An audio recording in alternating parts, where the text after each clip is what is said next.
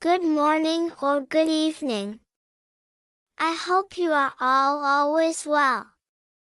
I'm Lulu. These are my daily stories. I hope you share the happiness with every adventure I have with my friend Marshmallow. Here we go. The day began normally.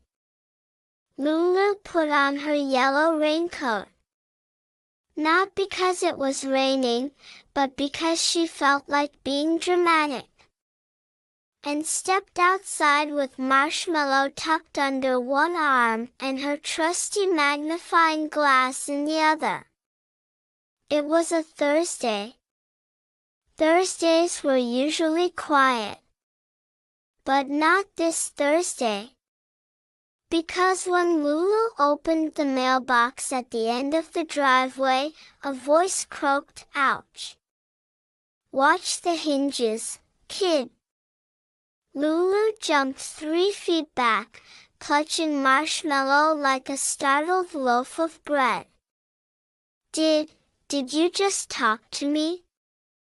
The mailbox burped softly and replied, "Not if you're going to scream again." Marshmallow stared at the mailbox with that intense feline expression that said, "I knew this thing was suspicious." Lulu crept closer. "You're a mailbox." "I was a mailbox," it grumbled. "Now I'm a prisoner of paper and coupons. Save me." "Save you?" Lulu blinked. "From mail?" The mailbox gave a long metallic sigh. "You have no idea what it's like in there. Stuffed with bills. Flyers. More flyers. One time, an empty envelope. Why would someone mail an empty envelope?" Lulu sat cross-legged in the grass, fascinated. "So what's your story?" she asked. "Are you enchanted? Cursed? An alien mailbox on a secret mission?" The mailbox groaned. "I was a wizard." Lulu gasped so hard she inhaled a bug, bleh. "Sorry." "Did you say wizard?" Said the mailbox. "I annoyed the wrong gnome." Boom. Mailbox. That was 17 years ago. Lulu's eyes sparkled. "So if I help you, do I get a reward?" The mailbox hesitated. "Do you like socks?" "Socks?" I was going to say gold, but all I've got is socks. I've been knitting in there for a long time." Marshmallow snorted through his nose. Lulu took that as a sign of judgment. Determined to help, Lulu sprang into action. "Don't worry, Sir Mailbox. We will free you from this rusty fate." "I go by Gerald," the mailbox said. "Fine, Gerald. We're on the case." Lulu dashed back inside, returning moments later with a giant rubber chicken, for distraction purposes, a wooden spoon, one substitute, and a jar of peanut butter just in case Magic was hungry. She circled the mailbox 3 times while chanting, "Twinkle, dinkle, mailbox grand, return this soul with waving hand. Lift this spell from hinge and lid, so he can do what wizards did." Marshmallow rolled over and covered his face. Nothing happened. Gerald coughed. "Creative effort," No spark, though. Lulu frowned. Maybe we need an actual spell book. Gerald said, try checking behind me.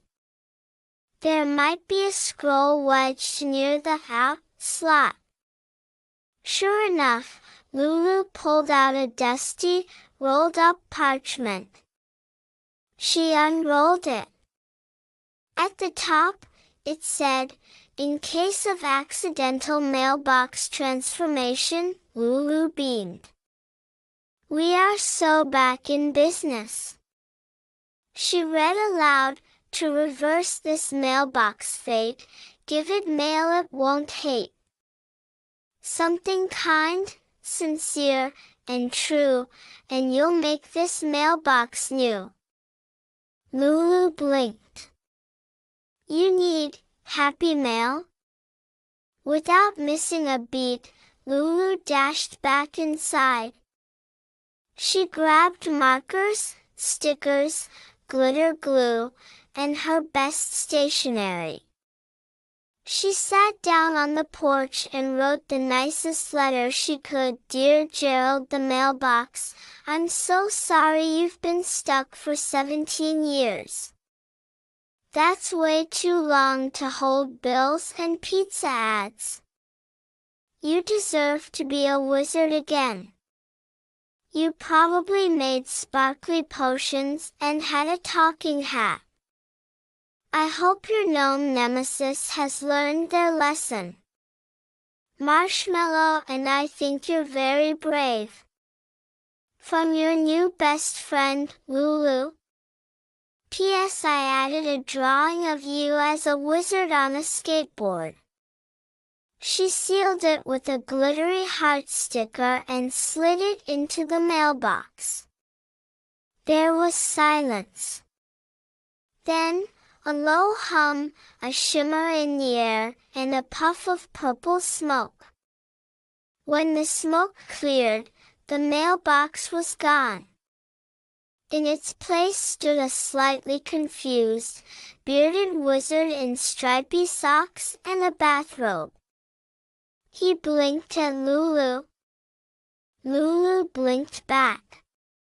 Phew, Gerald said, adjusting his bathrobe. Felt a little dizzy coming out of that one. I owe you, kid. Lulu handed him the jar of peanut butter. In case you're hungry. He took it gratefully.